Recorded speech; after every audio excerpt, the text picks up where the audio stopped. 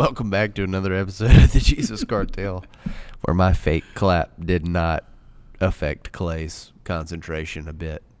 I thought that if I really committed to the initial, I don't know what I thought was going to happen. Because you talked first. But it didn't. It didn't happen. Whatever my thought was, it failed miserably. Oh, man, what's been going on with you? I don't know. Let's see. All right, so I preached Sunday. It was great. We talked about that a little bit last week. You think it was great, or other people think it was great? Oh man, I think collectively we decided that it was great. Okay. Yeah. So I preached. I preached like it was my first time and my last time, and all that. I left it all out there, all at one time. And good. I thought it was good getting to look at. An Old Testament passage that shines in the New Testament, and it's pretty cool. And so check out Jeremiah 33, 31 through 34. You can also find it in Hebrews 8 and Hebrews 10. So that was pretty cool. Talk about the new covenant, which is what we live in now as born-again believers. So I really enjoyed that. And then we had about 200 people at our house after that for a big party. Nice. And I love a big party. I love people getting together. I love that God has showed me how to be organized and how to do different things because we threw a party for 200 people, could have had 300 there and it wouldn't have mattered, and it was all set up. It wasn't any issues. Nobody had to do very much at all. It was just laid out, ready to go, and we were able to visit the whole time. Didn't have to hire people to serve or this or that. Just grabbed a buddy and that likes to be on the grill, put him on the grill. He enjoyed it, and we were good to go. And so I don't know. I enjoy the fellowship, and I enjoy getting to visit with everybody, but I also really enjoy why I get to do that. And the reason is because we're good at time management, we're good at organization, we're good at hosting, we're good at hospitality. And so because of that, it's really, really simple. Yeah. Yep. And so I like that. I like the efficiency almost as much as I like the relationships. Sure. Just because it's something that you don't see all the time and everything, and I really enjoy it. And my wife is so good at those same exact things. So here we are, throwing a big, huge party, bigger than most people ever throw, and we're just throwing it, on a random Sunday, and we have no issues. We don't get out of character. We're not, don't get too busy. We don't get any of those things. We were only sweating because it was 106 degrees. Yeah. So I really enjoy it, and my whole family's good at that. They're able to jump in, and everybody just kind of has their part and does their deal. In fact, on the way to church, we were asking about something, and Becky was asking if she needed to do this, and then Elisa's like, everybody just stay in their lanes. We know what we're doing. It's not a big deal. And that was her way of telling her mama that she had this. It was going to be okay, And so that's kind of what's been going on, and got a good bit going on this week. So football season is starting. Okay. Cooper's going to be a junior. So this year, this Friday, we have a scrimmage in Farmville at Darbone Woods. We'll be scrimmaging against Jonesboro Hodge and Darbone Woods. Actually going to a funeral on Friday in Conway, Arkansas, and then coming back and going to the ball game at Darbone Woods in Farmville Friday night. So it kicks off this season for us. So every Friday we will have ball games. Yep. Well, that's a busy time of year. Yep. There's a whole lot more hosting and stuff has to happen. Yes. Between college, NFL, and stuff like that, as well as high school. Yeah. I mean, you know what I'm saying? It sounds funny, but the reality is there's going to be some hosting events happening. Yes. And this is, of all of the major sports, football may be my least favorite. I enjoy football. Mm-hmm. That's not to say I enjoy sports. Mm-hmm. But of them, football might be my least favorite. But in terms of relationally, football is the best sport relationally for people to come together and watch. It's been that way since I was a kid. There's never been other sporting events that are as big as football games, at least in our area. Right. Maybe different other places. But so what football lacks to me in excitement in the game itself, it more than makes up for an opportunity for relationships and stuff like that. So really, really cool to get together for the LSU-Alabama game with a bunch of people and just hang out. And I enjoy a spirited debate when both people are educated on the topic. It's no fun when one person has really no knowledge of a topic and the other person does. But in football, man, everybody's usually they've got they're at least armed with some information and a unique perspective, and so you can have some really interesting conversations, and that's a lot of fun. I like to poke at people at those angles and stuff, especially where I know they're sensitive with their favorite teams and players and stuff like that. Yeah, and, I got a comment on that before I get to that. You're talking about how just getting together and hosting and parties and stuff happen. So Friday night we'll be at the ball game and hanging out with everybody in the stands and stuff, and those people are our friends. We've been friends with them for a long time. Then Saturday, we're having Meet the Dragons, so it's the big, we cook chickens all day, we have a big auction, and it's a dragon support club for Cooper's football team. Yeah, and, not real dragons. Yeah, that's right. For any of right. our viewers. It's a mascot. And so the Mangum Dragons, and so not just the football team, but the whole school. And so it's the big event, that we do the year. And so we start at 6 o'clock in the morning, Saturday morning. Probably won't get in until after midnight from Farmville. And then start at 6 o'clock cooking chicken. We'll do that all day. But as we're outside cooking chickens and stuff, you got all these little groups, because this guy and his friends got this grill, and then this one's got this one, and then I'm the guy that just goes around to all of them and sees what help they need and visit with them and stuff.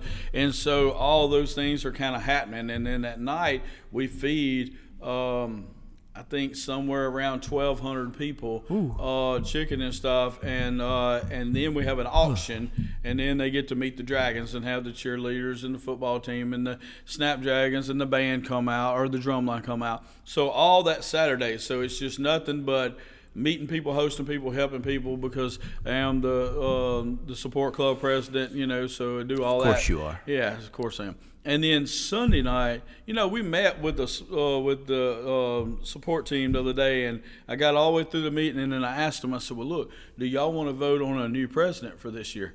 And they're like, nope. I'm like, okay. And so we keep going. But anyhow. Is that shirt purple? This shirt is actually a blue. Okay. And black, and it could be seen as purple if you're colorblind. By me especially. Right. Yeah. And so anyhow, it actually matches the cup that I have today. So anyhow, I was not prepared for that and then last part. Sunday night, speaking of football, this is where I want to get with that. We're having a fantasy football party. Oh boy! At my house, because all these online deals and all this kind of stuff, but I think for 9 years in a row, have had a live draft to where 12 guys come together at the pool house, eat, cut up, have a great time, talk a bunch of trash about everything, and have a fantasy football draft. And it's one of the coolest things ever. We're involved in some other online drafts and different things like that, and they all talk about how they wish they could have one. Well, we have one. And what's cool to me about it is several years ago, we had somebody not show up. Oh, snap. Oh, yeah. It's David Flickinger. Of course. Piece of trash. Of course. Just the way it is. David Flickinger. Didn't show up. Yeah. We ended up letting him back in years later because we were wrong. But Soft. anyhow, it is what it is. But he didn't show up. So Cooper, asked me for $100, and he got in the league. So Cooper's been in the league ever since. So if he doesn't earn any money throughout the year or whatever, he makes sure that he earns $100 so that he can play fantasy football with us. And now he's loaded, so he's fine. But so we get to enjoy doing that with my son. And to see the other adults in there, because it's me, Cooper, and 10 grown men, and they all getting advice from Cooper, and they're all having side conversations with him and stuff. And so for me, that's pretty cool. Yeah. Now, when you talked about with other people's teams and stuff, yesterday I was in an IOP session with brand new guys and stuff, and we were talking about things that random everyday things that make us mad. Well, one of the young guys in the program is a huge sports fan, and he's a young guy, huge sports fan, and his answer was, what's an everyday thing that makes you mad? And he goes, the Chicago Bears. And I said, oh, really? Are you a Packers fan or something? He said, nope. I'm a Bears fan. Yeah, I'm about to say. Yeah. So he goes, and most of the time they suck, and they're just not good. Well, another guy in the deal knows nothing about sports, and he's like, so why would they be your favorite team if they're not any good? And he just wants to understand. He just doesn't know anything. And so we're having to educate him on this, that you don't just pick team your team loyalty for how good they are. All these Alabama fans in Louisiana. So that's not what you do. You pick a team because, something happened in your childhood or something happened, and that's your team. Yeah. And so that's what's happened to this young man. Somebody in his family did him wrong and turned him on to the Chicago Bears at a young age, and now he's just been frustrated for his whole life. But it was pretty cool conversation in a group of 12 guys, 12 guys, talking about and explaining favorite teams in football and how that kind of works. Yeah, I could have that conversation right now. When I'm not going to, because that would be our podcast for the day. But man, I would love to. Stick with your favorite teams, huh? Oh yeah, we could have some. Yeah, we could have some conversations. We have some good ones. That's cool though that Cooper's doing so well in that, which I know that's kind of an area of expertise for him. He spends a lot of time. He seems passionate about it. You're always going to be better at the things that you're passionate about. His problem is that he likes to look into the people that nobody else knows. So his team is usually terrible for the first 10 or 11 weeks. Yeah. And then once, these guys start coming and doing good that he knew about that everybody else didn't know about, he's usually out of the playoff race by then, and he's winning his last 4 or 5 games, but it's usually too late. So he's got to learn the balance between, the obvious choices and the sleepers, because he's really good at the sleepers. So that's one option. And if Cooper is only kind of smart, that's what he'll do. If he's really smart, which I think he is, he'll convince y'all to change over into a dynasty league. And we got one. Yeah. We got one. Yeah. And Cooper he's would big do time in it. Yeah, he would do really well in a dynasty league. He does. And so no, that's awesome, man. That's awesome. So your family was sick last week. Are they better? Yeah, it's been a wild week for us. Aria had the seizure situation happen. We go to a specialist Friday, so the day this releases, we'll be in Shreveport. Hopefully we get some more answers there. Courtney's having some complications. The other children and myself included have all been sick in various ways. I may be dying. I don't know. I can never really tell. If I thought I could be killed, I'd say I'm probably dying right now, but I'm not certain I can be. I cut all my hair off. Yeah. I forgot about that. It's been a week, man. Yeah. It's just been a week. A lot of people have been asking me a bunch of questions about the hair thing, just because a lot of people have only known me with long hair. And so I've had long hair since 2015-ish. Okay. And then I cut it one time, somewhere between 17 and 19. And then I grew it right back out. And so now I've cut it for a second time. So a lot of people only ever knew me with long hair, and they're like, man, was that a tough thing for you to do? I'm like, no. There was no sentiment attached to my hair. I didn't have my hair long because I thought, oh man, my hair looks so good long. I had my hair long because it was the most practical thing for me at the time, and because of all of the shifts that we've been making recently and training more often at different times and stuff, it was no longer practical. And so Practical thing was to cut my hair off. I cut my hair off. I am practicality and function over everything. That's just how I exist as a person, and that's going to have a lot to do with the topic that we get into a little bit later. But before we pour into that topic, I got a question for you, man. Okay. So let people get to know you a little bit better. Let them get to know me a little bit better. If I was going to ask you to take me to your old stomping grounds, like, Clay, I want to know a little bit about your childhood, like, let's get in the car right now. Let's go somewhere. Show me around, What are some of the places that you'd take me? Yeah. And why? Yeah, this is real simple. Okay. I would take you to Super One parking lot. Where? In Winsboro. Winsboro Super One parking lot. Okay. Winsboro Super One parking lot is where we'd start. We could be blindfolded till we got there or not. It wouldn't really matter. And was it Super One at this time? No. So when we got there, I would explain to you that it used to be called Macklemore's or Jitney Jungle.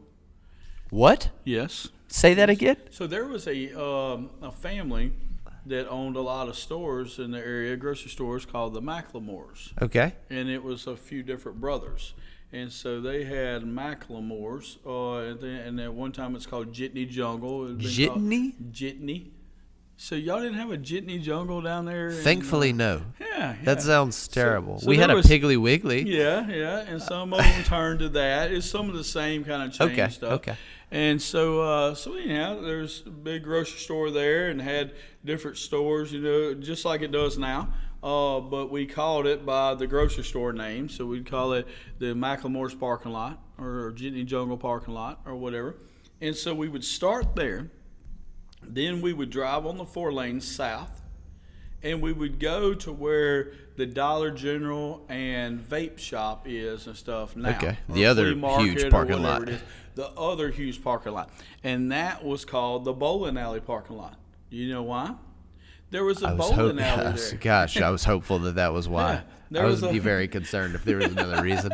So there was a bowling alley parking lot. And so those are the 2 big parking lots in Winsboro, one on the south end, one on the north end.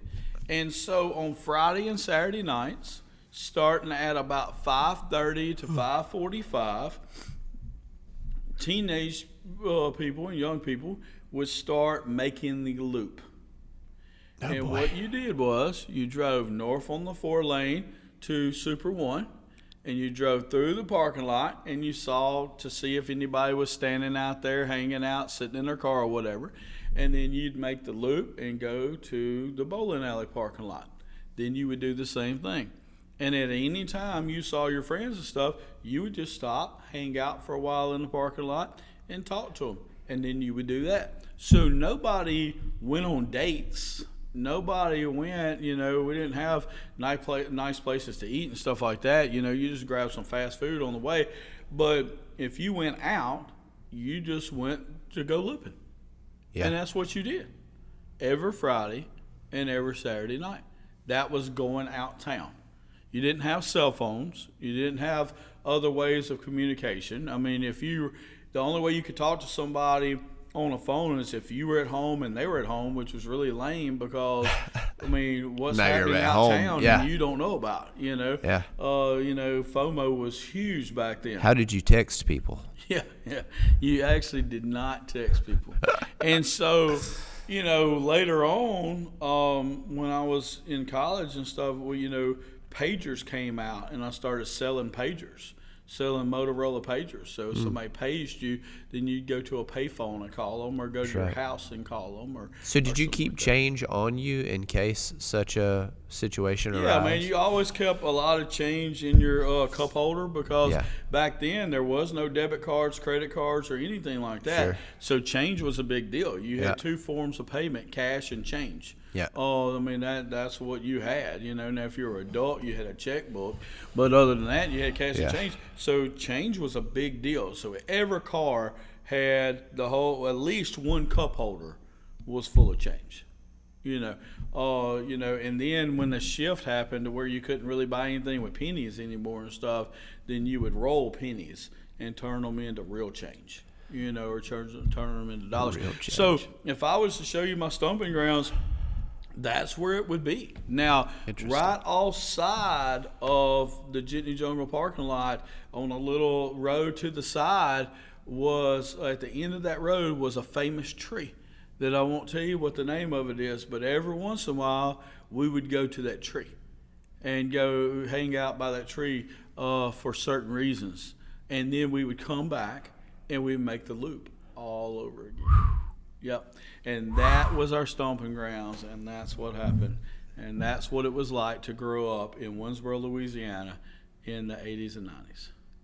That is an interesting ordeal. My dad, he tells me stories of, being in Central Louisiana, that Jackson Street in Alexandria was kind of that same deal. People would ride Jackson Street. Yeah. And so it's about the same era. Mm-hmm.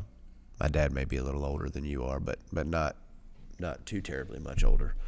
And so there must have been a thing for a little while. And then CB radios were pretty big. A lot of the rednecks had these tall CB radios and stuff. You like CBs? Just a couple of years later, CDs came out. That was killer. Yeah, we didn't have CDs till later. But, we had little mixtapes. Yeah, I remember when the iPod first happened. That was wild. Yeah. Jumping from CD to iPod. Yeah. iPod Touch? No. The original iPod. Gotcha. Yeah, I was in 7th grade when that happened. And so I was just now getting to where I wanted to listen to CDs and carry them around and say it was a wild ordeal. I didn't have my first computer until I graduated college. Yeah. Yeah, in 2000. Yeah, I graduated in 99. We got our first computer around that time. Wild times. Yeah, used the college computers during college. Yeah. I'll tell you, when I was a kid, I always wanted to use floppy disk because they were in a lot of movies and stuff, and they were always so cool. And there was always secret information on floppy disks. And so as a child, I was really looking forward to getting older and get to use a floppy disk. And then it just never happened. Never got to use a floppy disk. And so what about your stomping ground? So there'd be a few places. First, I would take you to Big Island Loop. Big Island Loop is where the road that I grew up on, it is a loop. The reason it's called Big Island is because when it rains heavy, it floods and you can't get in or out. And so it literally becomes an island if it rains too much. And Big Island Loop was a place we would, it was, I want to say it's fairly large. It's not fairly large, but comparatively to a small child, it was a fairly large loop.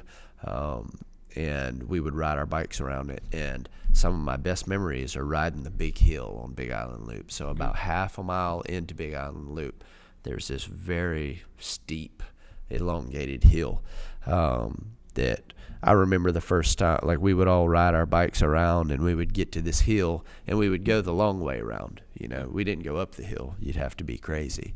And we would go the long way around to get to the top of the hill. And then we would be like, all right, who's going to go down? And we wouldn't. We never did. And so we would just drive backwards all the way around because, you go down that hill, you probably die.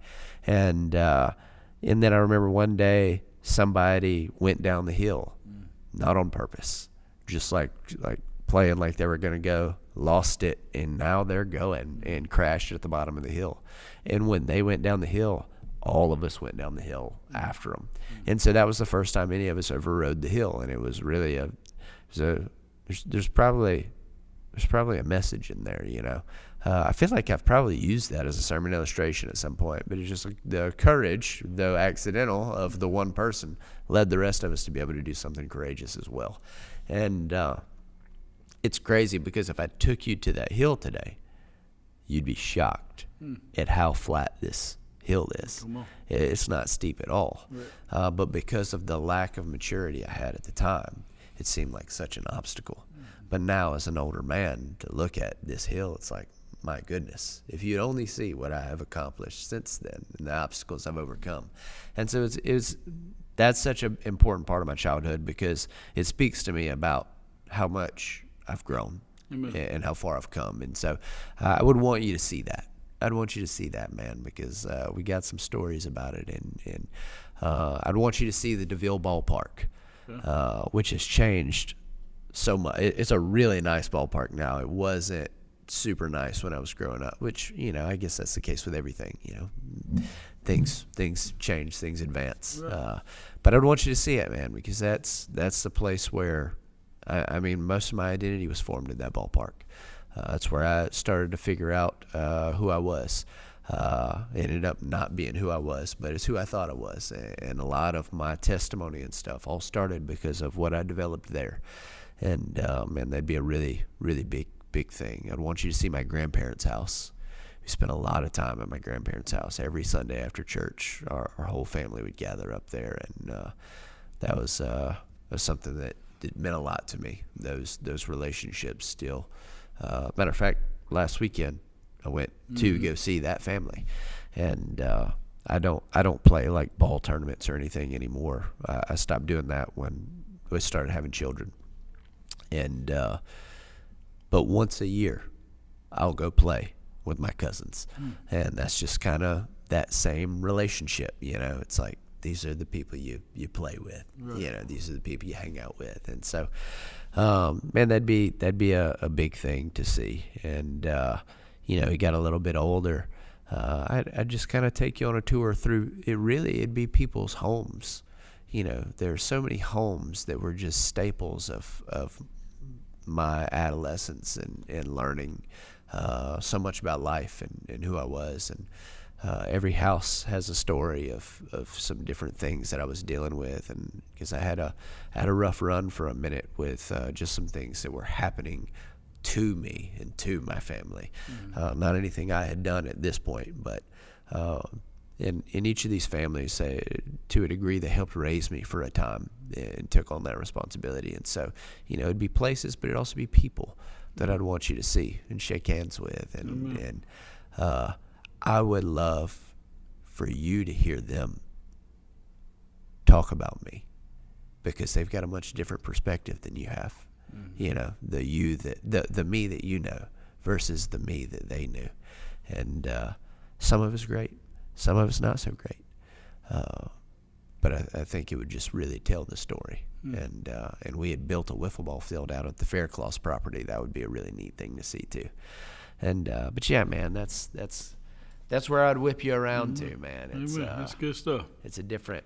We didn't do a lot of riding around and stuff like that when I was in school. The people at Tioga did. They hung out at the Taco Bell parking lot. Okay. That was the kind of the last of that happened. And but we didn't really. Pineville and Tioga were not friends, and so we didn't really hang out there with them. But yeah, man, that'd be where we'd go. Amen. And so today's topic, and it's a topic that I think is probably not talked about enough. We talk all the time about getting better and being everything that God called you to be. We also talk about taking time to celebrate wins. And I think that a lot of people, I know, because this has come up recently again, are having a hard time finding the balance between pursuit of more and being satisfied with what you have. It's an interesting dichotomy where it's so easy to go too far one way or the other. It's so easy to do. And so, do you have any initial thoughts on just kind of finding that balance between satisfaction and continued pursuit? Yeah. So yesterday in group, I actually brought up a parallel to that. We weren't talking about that. We were talking about something else, but they parallel each other. We've discussed this on Jesus Cartel, and we've had people ask us about this. How do we operate with so much confidence, but yet be humble at the same time? And it's hard for a lot of people to find that balance. Yeah. And with you and I, it isn't hard for us to find that balance because we know who we are in Christ, right? So we're very confident. If we're not, then we're not, letting Christ be glorified in that. But at the same time, we're humbled because we know where we were before Christ and before our identity. It's the same way with this and everything. We, we want to be in constant pursuit because we want to be continuing to get better and to increase and reach our full potential in Christ. But at the same time, we have to be satisfied where we are, just not satisfied staying right there. Yeah. So if we feel like something's constantly missing and just not good enough, then we'll never be good enough. And so there is a balance between feeling like, hey, I am good enough, I am in the right spot, I am where God wants me to be, but I'm not where God wants me to stay.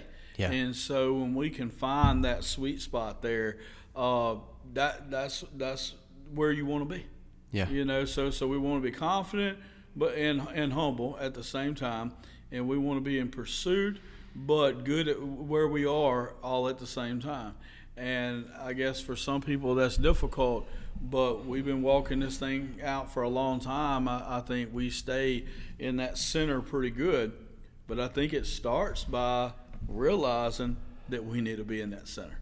Sure. So many times in life, people's issues are that they get out of balance.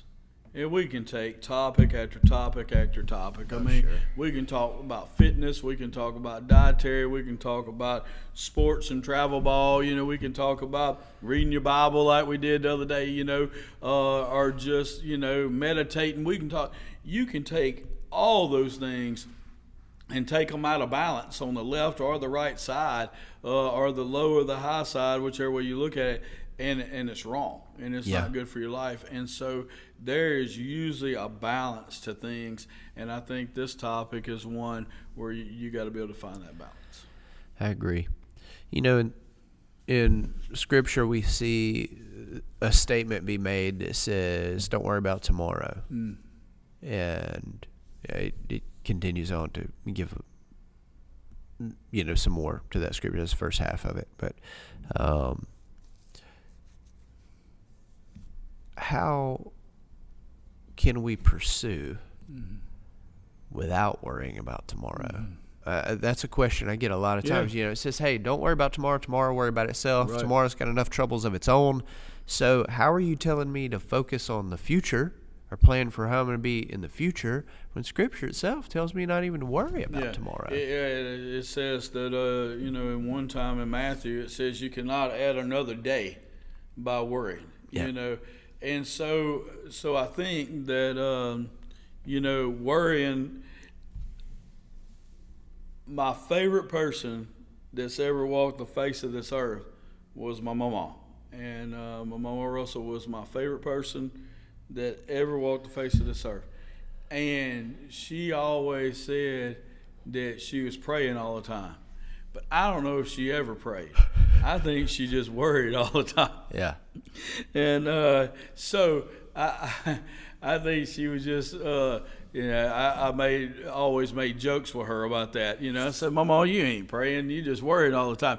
And so she did. She worried about a lot of stuff. So I think planning for the future and making steps to move forward and all that isn't the same thing as worrying. I think that's different things, Yesterday, man, I was talking to somebody. I was talking to Brian Enlow, and he was quoting a motivational speaker or something, and basically the gist of the quote was, and I'd heard it before and agree with it, is that so many people spend 90% of their time worrying about things that never happen. Yeah. And so I think a better way is to be prepared and moving forward, but at the same time not so worried about tomorrow. Yeah. But being prepared for tomorrow. I know that with you, you like to prepare for worst case scenario and then work from there. Yep. That's correct. And with me, I like to build a good foundation and think ahead, but focus a little more on the here and now, but still always have a plan, and so we do it a lot of the same way. I always like to have that next plan, and I'll just say this: I know there's a lot of business owners that listen to us and managers and different things like that. I always have a plan if one of my employees is not here tomorrow. Yeah. And they all know that. Every single one of them. You know, Brother Ed Southern, one of my biggest mentors, always said, one monkey don't run no show. And it's like that. And so we always, I always have a plan. Now, do I want that person to leave? No, I don't want that person to leave. Now, here's the deal. Some people can't handle that. If some people have the next person in mind that they want to hire, they'll end up getting upset or firing or letting the person they got now go too quick because they got a plan in place. Well, that's out of balance. Yeah. I always have a plan in place, but at the same time, I'm not trying to jump to that plan. That's right. No, the where it is right now is the best plan. But if something happens and they offer Joe more money, I got to have a plan, to replace Joe. Now, what I don't want to do is go ahead and replace Joe because I got a plan. Yeah. Joe's doing a great job, hadn't said anything about leaving. But that's where people get the problems. If they think forward, then they think that has to happen now. And that's where some difficulty. I think that God looks at a mature person and says, this guy's mature when I can show him the plan of the future and him not try to do it right now. Yeah. If right now is not the time. Sure. Yeah, zeal can get you in a bind. I have seen that probably play out poorly more so than any other situation as it relates to a person's relationship with God, is that they receive something from the Lord and then immediately start the Lord, I don't mean this mystically, like it's going to sound, but let's say the Lord reveals to you, like, hey, look, I'm going to give you a wife one day. One day you're going to be married. And the guy wakes up and he's like, I'm going to go find her today. I will leave today with woman in hand. And it's like, I have seen that go so horribly, repeatedly. And it's like, I'm not saying the Lord didn't reveal something to you. I believe the Lord reveals things to us all the time. But, like, you got to let it unravel, Like, God works outside of a timeline, but we are currently within one. And so, just God's looking at the timeline as a spectrum. He's answered whatever you've asked, but he's placed it here in the timeline. So you got some distance to travel before you get to that place. It doesn't mean he's neglecting to respond. He's responded. But God the Father operates outside of the time constraints we operate in. So even though he's answered you now, and he's provided the way already, that doesn't mean that you've ran into that space yet. Right. And so you need to take a breath sometimes. And, in Jeremiah, which you just preached from, correct? In Jeremiah it says, for I know the plans I have for you, not plans to harm you, plans to prosper you, plans to give you a hope and a future. And so that's kind of the sounding board for why I feel comfortable thinking about the future, because the Lord says that he has plans for a future. Now, I don't think that wholly he just meant within this life. I think that when he says he has plans for hope and a future, I think he's also talking about, eternity. Right. But I don't think that escapes the here and now either.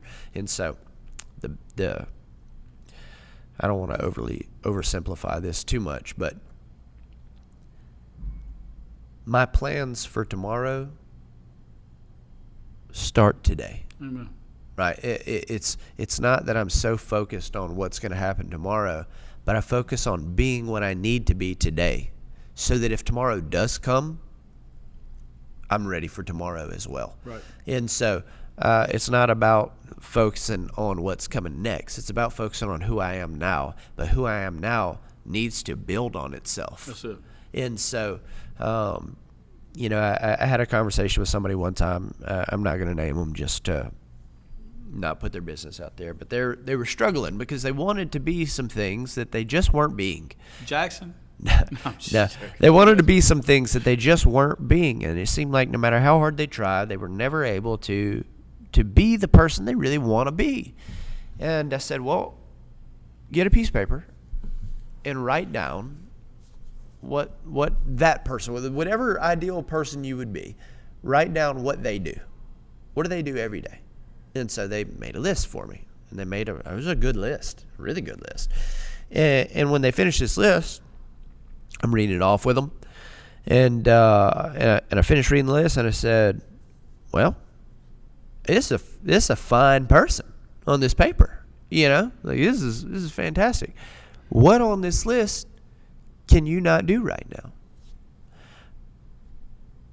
There's nothing on the list they couldn't do right now. They just hadn't done it. Yeah. And so I told them, I said, you become this person the minute, the very second that you do these things. Mm-hmm. And you can do them right now. There's nothing stopping you from doing it. So to become future you, all you have to do is do what future you would do. And there wasn't anything on there that was timeline related. Right. It was all matters of discipline and faith. And just walking in things that you know are right, that are going to build the kind of character that you're after. Yeah. And man, I just said, why don't you just start doing these today? And instead of waiting on future, like, you can be that right now. Yep. You know, it'll take some other people some time to get used to who you've become, but it doesn't have to take you time to become it. Amen. You know, and so, man, I would make that suggestion to anybody that like is trying to become something later. Yeah. It's like, well, write down the difference between who you are right now and who that person is. Yep. Write those things down and just start doing them. Yep. Just start doing them. Does future you work out? Work out now. Does future you not lie? Stop lying now. Does future you work a full-time job? Start working a full-time job. Like, whatever those things are, like these ideals you have, the future you puts everybody else before themselves. Do that today. Yep. Do that today. And you can become that person. There's not I'm telling you, I 180'd my life overnight. And that like shocks people because a lot of people talk about process. Everything's a process. And here's the deal. Processes are real. I'm not saying there's no such thing as process. But what I am saying is, if your faith is strong enough, you can bypass a lot of process. Mm-hmm. If you truly believe that things can be accomplished, you can bypass a lot of process and walk straight into results. The area that process becomes necessary is where you lack faith. Right? And so I don't believe that God can change me overnight. And because I don't believe that, I'm going to have to go through some things to start believing it and start seeing it. But if I could just accept it as true, then immediately I can change. And that's where you start coming in with all your timelines and all your parameters and all these things that really didn't even have to be that way. That's right. Yeah. So, and another thing to add to, hey, write down what that person does and start doing it. Another side of that is, along with writing those things out and start doing them, we have a slogan, sow where you want to go. If this is the guy you want to be like, not only go find out what all he's doing and start doing it, but start sowing into his life, finding ways where you can help him do what God's called him to do, because this is who you want to be like. This is the area you want to. So don't just ask him to mentor you, but you serve him. You find ways to sow into his life, even if it's just washing his truck or giving him a gift card or, whatever it is. Pray for him, Don't just say, hey, I want to be like you. Teach me how to be like you. No, you sow into his life too. You mentioned Jeremiah 29:11, when he says that I know the plans that I have for you and the plans to prosper you and not to harm you. Right before that, he just said, hey, you're fixing to go through another 70 years of hell. Yeah. That's the part that, we just picked that verse out, and do it, but we read it out of context all the time. He just let them know that things are fixing to get worse. Yeah. But to take heart, just like in John. Hey, man, don't worry. Don't be afraid. Take heart. I've overcome the world. In this world, you're going to have trouble, but I've overcome the world. And so it's the same way in Jeremiah. He just gave them the bad news. Yeah. And then said, but I know the plans that I have for you and stuff. And so if you keep that perspective that, hey, God's got me and he's with me, it'll keep you rooted and grounded. You talked about, being prepared, and then preparing today, and that helps for tomorrow. Just to give a little quick story on that. We had the party coming on Sunday.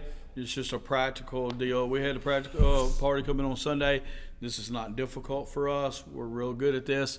Becky told me, hey, look, I got too many hours at work already. I'm thinking about taking off on Friday so I don't get into overtime, with my boss and stuff. And thinking about taking off Friday. Really don't have that much to do to get ready, but just think that it'd be a good idea and I could get ready for the party and wouldn't be that much going on. And I said, I'll tell you what, I never take off of work. We never take off together.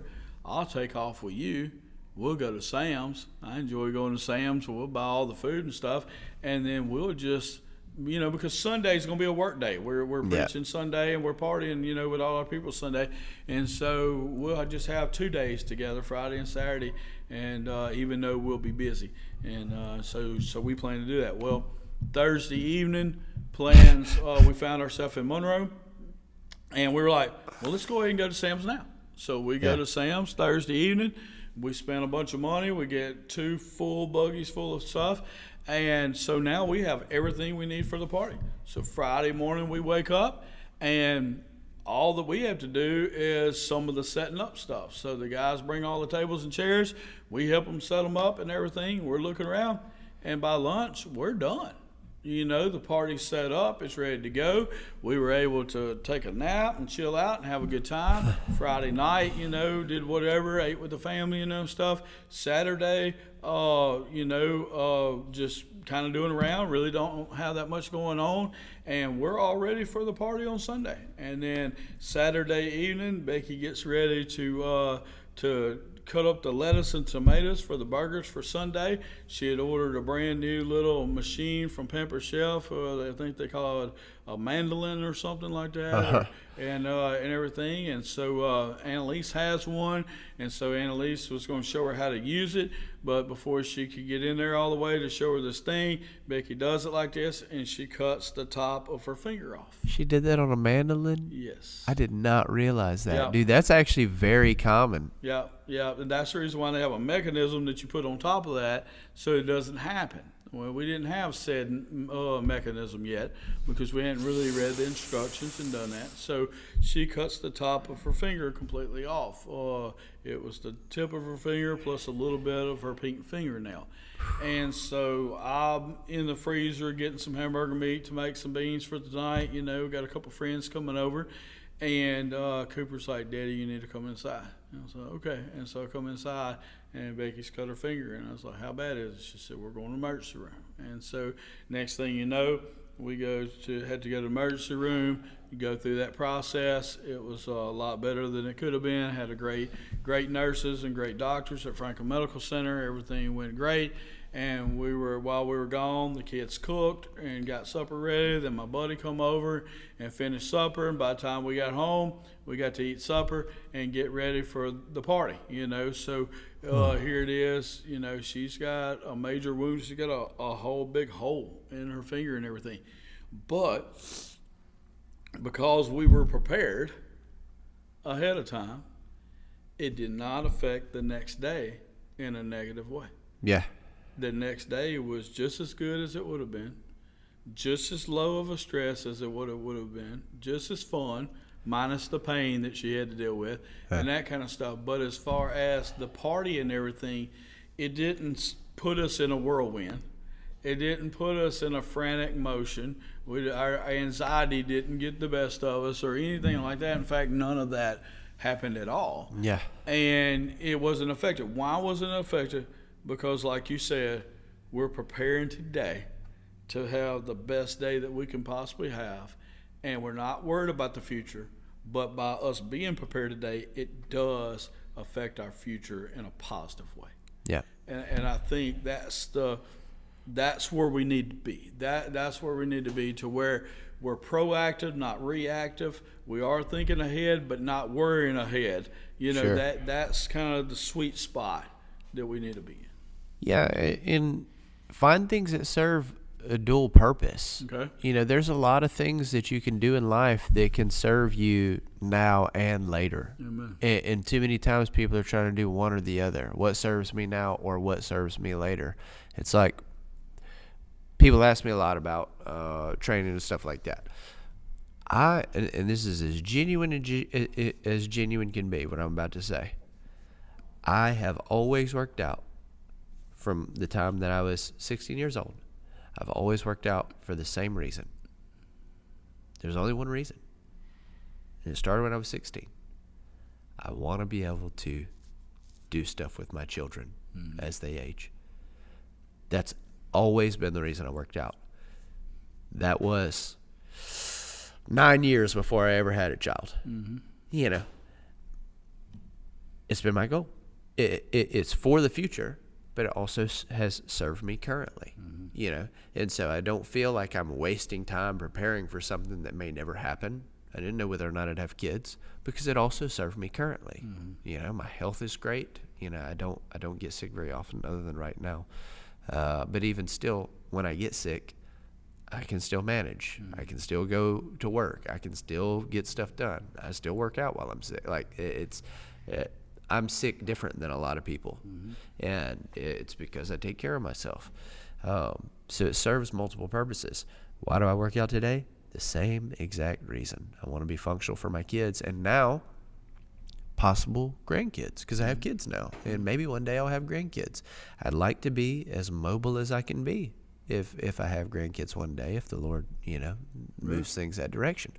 Maybe he will, maybe he won't. But I'm going to prepare as if I'm going to. It still serves a purpose for now. Still healthy, taking care of myself, you know, all those things are good. But I believe that the Lord is the Lord of blessing, and if that particular blessing should come, I would like to be prepared for it. I don't want to be unprepared for something the Lord's going to possibly push my direction. Man, that'd be crazy. Like the whole farmer and rain thing, you know, a lot of times that old analogy is like, you know, two farmers prayed for rain, one prepared the field, you know, like how are you preparing the field, you know? And we don't want to only prepare the field and neglect what we're supposed to be, what we need right now. But there's a lot of things you can do that do both. There's a lot of things you can do that not only help you right now, but also prepare the field for tomorrow. And, you know, a lot of that's got to do with seeking wisdom from people who've been there in life. And, you know, the reason I work out to hang out with my kids is because I heard my elders who I love complain about how they wish they'd have taken better care of themselves so that they could get out in the yard and play ball with us. Yeah, me and my cousins playing ball in the yard, and they can't. And they're like, man, I wish I could get out there with you. I received what they were pouring into me at a young age. I was like, okay, when I get older, I'm not going to let that happen to me. And I've stuck with it, you know. And so the seeking counsel from older people who've been in a lot of those life situations, that's one great way to prepare yourself and make sure that things are prepared for the future. And there's a lot of other wisdom that you can seek and wisdom that you can receive to figure out kind of what some of these things are in life. But you got to just be paying attention. Well, I look at that as a challenge to anybody listening. You're an elder to somebody. Pour into somebody. Yeah. What about if those guys wouldn't have never told Andrew that they wish they'd taken better care of themselves? Then he may not taking better care of himself. You know, he was learning from their mistakes, but he might not seen their mistakes. They had to tell him their mistakes and stuff. And so find somebody that you can pour into, somebody that you can teach them, even if you're teaching them what not to do and why not to do it. Failure's a great learner, but it doesn't have to be ours. And so help somebody else, you know. Giving your testimony, sharing with people, saying that, hey, man, I wish, you know, I think a few weeks ago we talked about what's something that we wish that we would have known sooner or done sooner. I think it was one of the episodes with Ryan. Yeah. You know, and, you know, one of the immediate things that comes to people's minds is eating habits, physical activity, and investing. And investing, and those are things that come to our mind right there. And so, if you've had some experiences, good and bad, or either one in those areas, then talk to somebody about it. Help them, not make some of those same mistakes. Yeah. Yeah. And man, there's all kinds of stories and stuff out there you can glean from, and I got a bunch of them flooding my mind right now. I heard one story one time, and I don't even know if it was true or not. A lot of these things kind of get turned into metaphors and stuff. But it was a bunch of guys golfing, and one of them got a phone call while he was out there from his wife talking about coming home and doing something, and he was kind of complaining about it. And the other guy's like, "Hey, look, man, just do it," because he had lost his wife, and it's like, you can glean so much from other people's experience if you're listening. If you're not listening, it's very hard to learn. Yeah. But if you really pay attention to the people around you, man, even people who've done it all wrong have something to offer if you listen. We do too much not listening because we want to qualify or disqualify everybody around us from whether or not they should have a voice in our life. And there are definitely some people that I wouldn't advise you take advice from in certain areas. But just because you don't take advice from them doesn't mean you can't glean from their experience if you pay attention. I'm not saying let the person who has been divorced 8 times tell you how you should be married. But if you'll just listen to them talk, and that this is a person who's been divorced 8 times, you might be able to make some correlations between some of their mindsets and why those relationships didn't work out.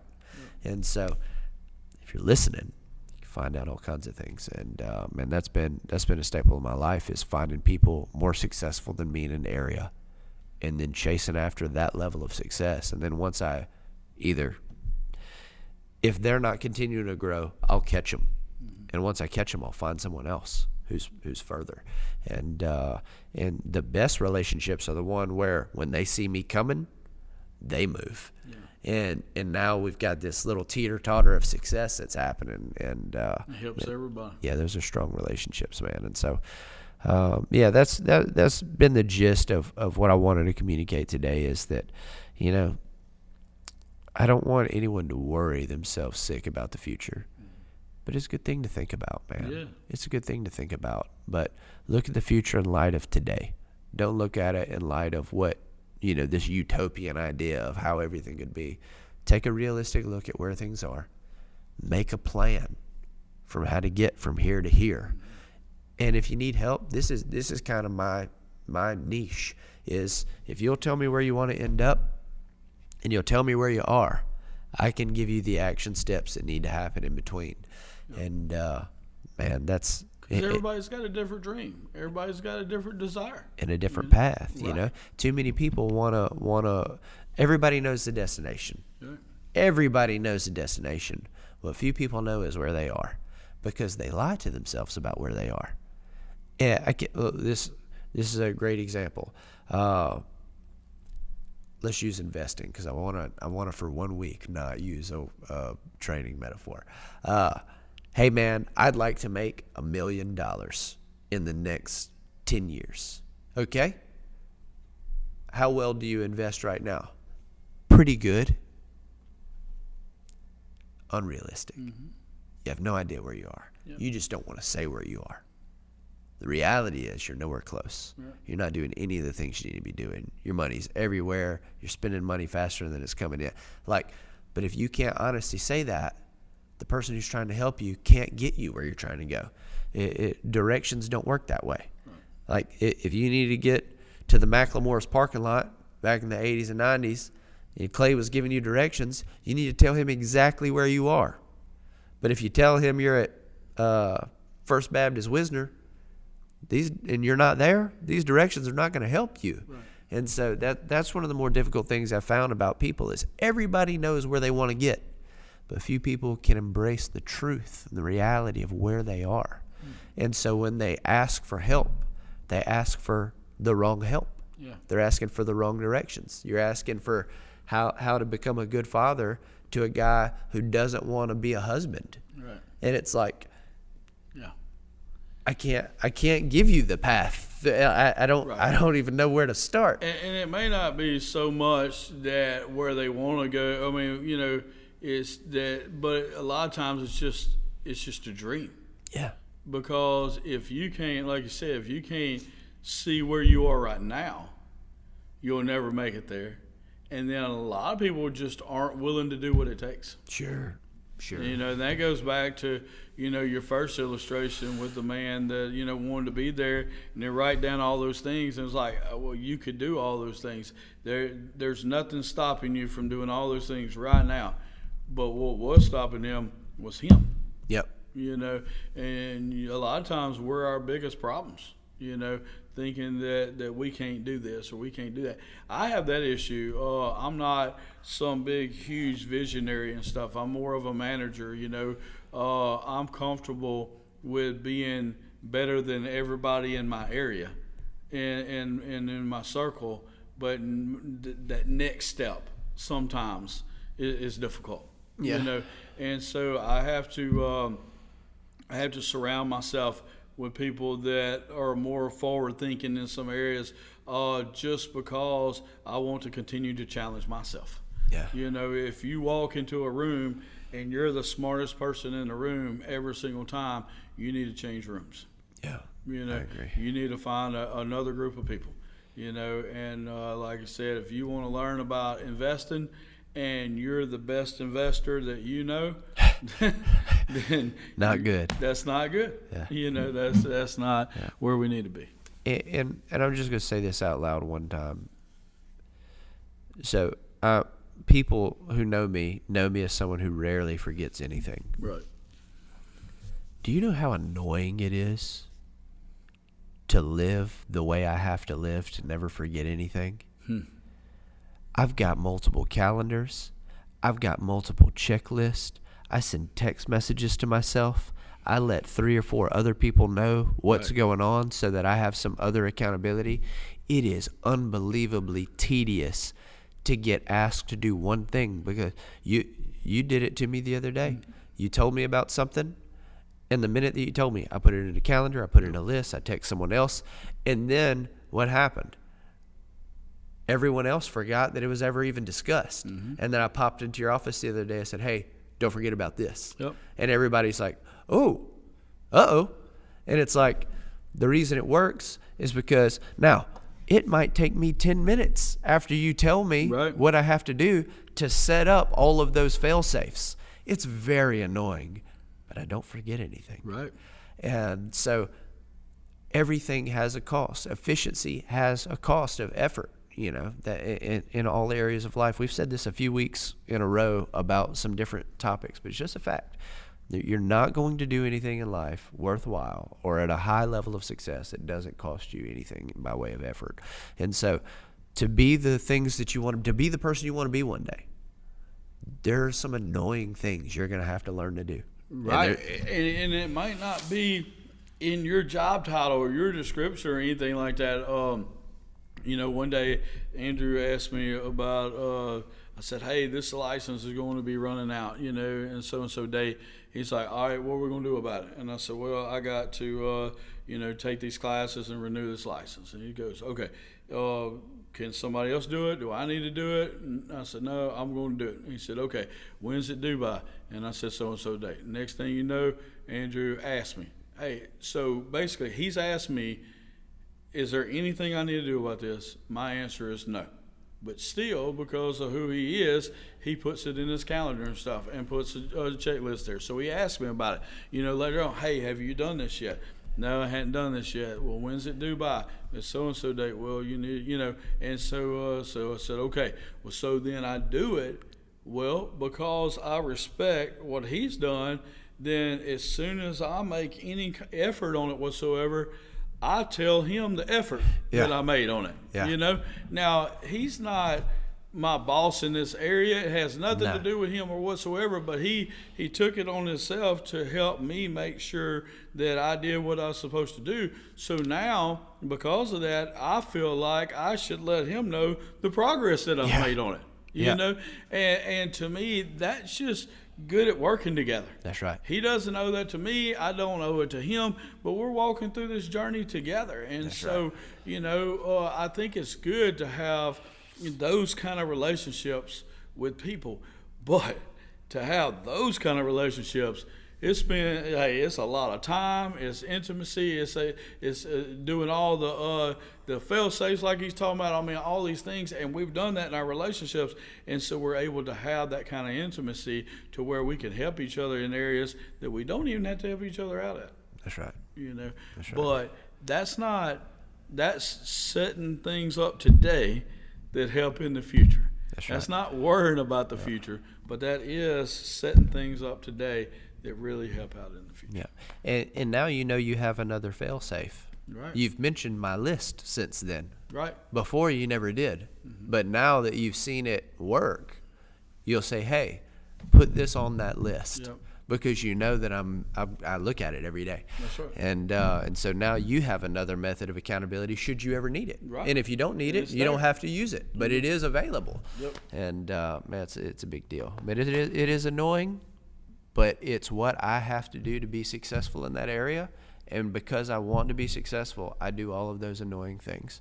Yeah, and there's going to be things like that. I was in the gym the other day, and the guy said, hey, do you have so-and-so's number? And I said, sure. And so I pull out my phone right then, and I share the contact with him. Yeah. He said, oh, you can do that later. Nope. No, I can't. No, I can't. You would think I'm terrible later. Yeah. Because I won't do it later. That's good. As soon as you get out of here, I'm supposed to finish this, and then I got this, and this. I'm not going to do it later. Yeah. I'm going to do it now.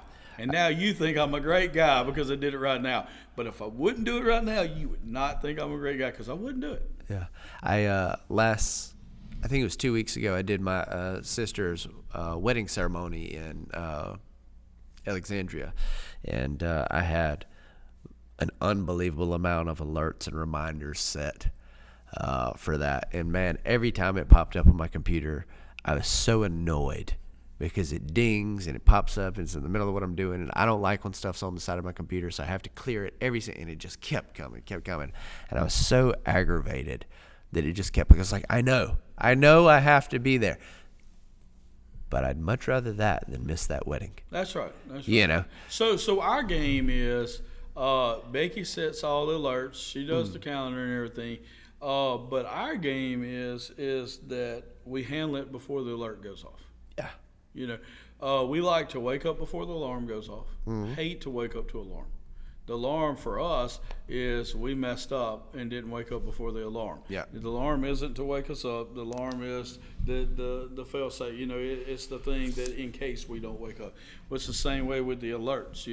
This morning she texted me about a phone call that I needed to make, and I made sure that I made that phone call before her alarm went off for me to make it. Yeah, that's just kind of a game that we play. I know like it's kind of weird, but no, I like it. But just in life, we want those things to be the last resort. Yeah. Not the first resort. And so she is. I'm pretty organized in my mind and stuff. She's organized more in paper and using the tools like you have. Yeah. The older I get, the more I need that and need those people in my life. But I like the fact that to me, I'm winning if I get it done ahead of time, and I didn't need that, and I can now turn that off. Sure. Yeah, Courtney and I's relationship, she has learned to use a calendar because we have a family calendar that we share. When she puts stuff in, it pops up in my calendar. And she's learned to use it because of, the amount of time I spend with people. If you don't put it in the calendar, I will plan something on top of, you know what I mean? But if it's in there, I'll respect it. I will not plan on top of it if you got something in there. But if it's not in there, that day's up for grabs in my mind. And so we put everything in that calendar. Like, hey, today we're taking the kids to the playground, and that's what we're doing on Thursday. And it's like, it's in there. I'm not going to do anything else. That's what we're doing Thursday. And so, man, it's a big thing. And if anyone forgets to put something in the calendar or something, and then I plan something, she's just like, that's my bad. Yep. You got to honor the commitment you made to somebody, right. And so, that's been an interesting thing. But yeah, it's annoying, but man, does it pay massive dividends.